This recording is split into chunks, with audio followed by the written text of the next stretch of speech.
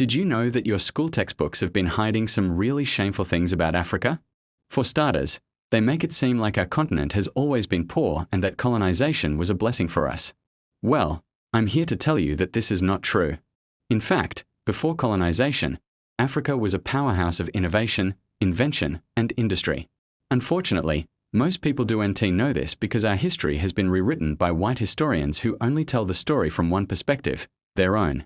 And to challenge this narrative, I went to the British Library in London to read from our history books how they portrayed Africa before and after colonization. So let's get into it. Okay, so this is an old textbook from the 1950s. And if you look at the table of contents, you will see that there is no mention of Africa at all. And that's because back then, Africa was seen as the property of European nations, especially Britain. And so the narrative goes that Africa had no part to play in world history. But thankfully, times have changed and now we have more inclusive history books like this one. So let's look at the table of contents and see what they have said about Africa. Okay, so right off the bat, we see that Africa is grouped together with Asia, and this is very interesting because these are two completely different continents separated by 40 miles or 65 kilometers. And so right away we see that the authors of this book do not see Africa as a separate continent. Now let's keep going. We have ancient Mesopotamia, ancient Greece, the Roman Empire, but nothing about Africa. Then we have medieval India and China, but still nothing about Africa. And so we continue on until we get to page 312, where we finally see the beginning of the story of Africa. It says here that before the 15th century, sub-Saharan Africa had little impact on world history. Then it goes on to say that despite having plenty of gold, ivory, and slaves to sell, sub-Saharan Africa did not develop much industry.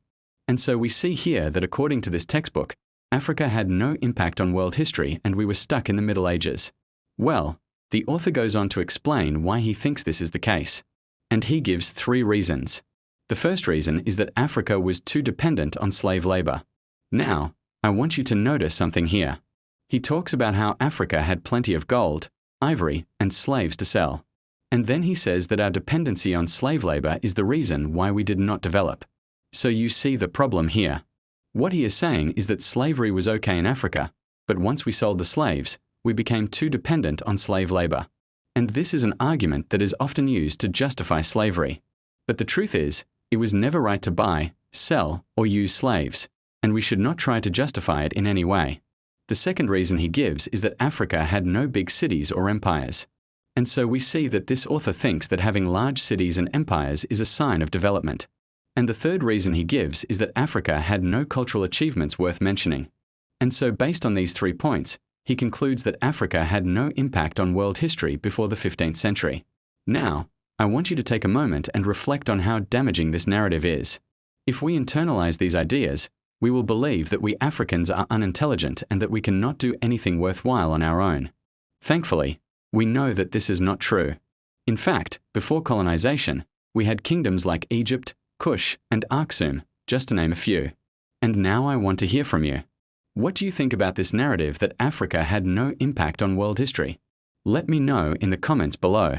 And if you enjoyed this video, please be sure to share it with your friends.